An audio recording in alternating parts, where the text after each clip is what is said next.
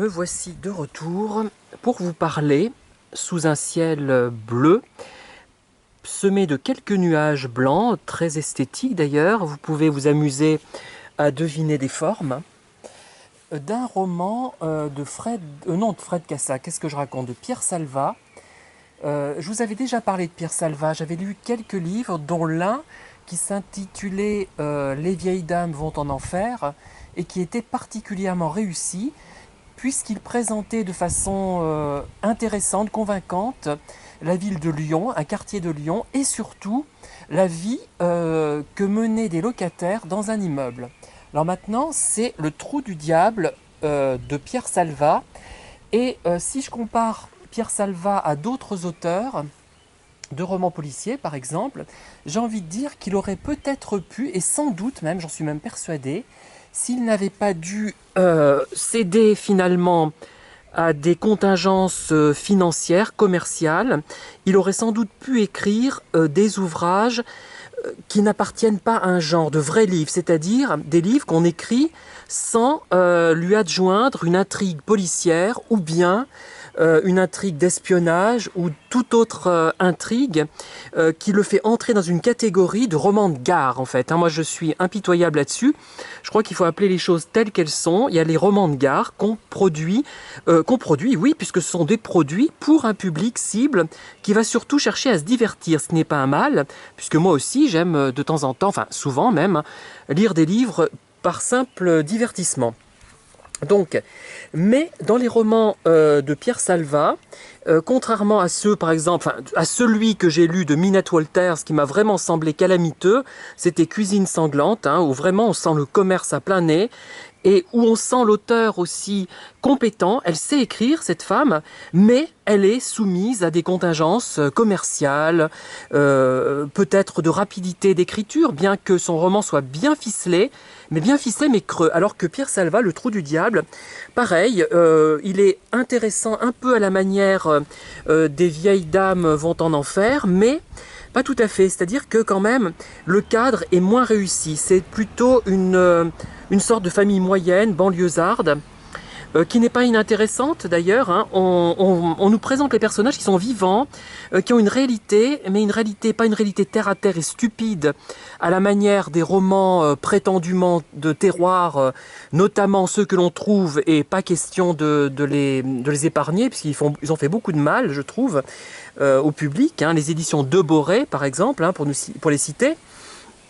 Il y a une niaiserie dans alors que là, non, ce n'est pas niais. C'est un livre qui peut être... qui est avant tout... la trame, elle est avant tout policière, mais c'est pas quelque chose de niais, d'idiot, de commercial. Il y a un peu plus. Ce qui fait qu'une fois qu'on l'a lu, on s'en souvient. Il y a quand même un souffle. Et c'est en fait...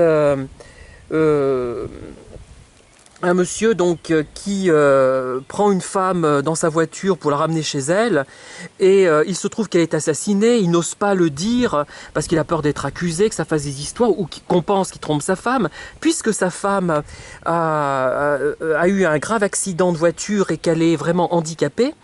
Et c'est intéressant d'ailleurs, puisqu'elle fait illusion, cette femme handicapée. Et d'ailleurs, je ne vous dis pas plus parce que vous comprendrez à la fin. Mais sans avoir un niveau extraordinaire, ce livre, c'est un livre qui ne laisse pas... c'est pas aussi bien que certains qu'il a pu écrire, mais ça ne laisse pas un sentiment de vide complet, des complets romans de gare, j'ai envie de dire. Moi, roman de gare, je suis peut-être un peu large à ce niveau-là, puisque même Alexandre Dumas, pour moi, ce sont de très bons romans de gare, puisque l'histoire est vraiment malmenée, et beaucoup plus malmenée d'ailleurs que dans d'autres productions qui ont été d'ailleurs très décriées. Je pense aux films de la période qualité française, je reviens toujours à ça. On disait que c'était des films pseudo-historiques. Je sais pas, Caroline Chéry par exemple. Eh bien non, ce sont des films de vulgarisation historique, ce qui est différent, puisque l'histoire n'est pas malmenée comme elle est malmenée dans les romans de Dumas. Moi je trouve qu'il y a vraiment... mais c'est très divertissant pour autant, c'est d'une très bonne qualité de roman quand même. Voilà, donc Le Trou du Diable, je vais vous le montrer devant le paysage. Vous voyez, c'est un livre de la collection Le Masque. D'ailleurs, il a une couverture en papier fleuriste, puisque c'est un de ceux que j'avais acheté dans la rue Grande à Montluçon. Et d'ailleurs, je ferai un livre sur les lectures que j'avais rue Grande, puisque j'ai remarqué que les lecteurs de ces quelques... Enfin, j'ai une lectrice notamment sur ces livres-là.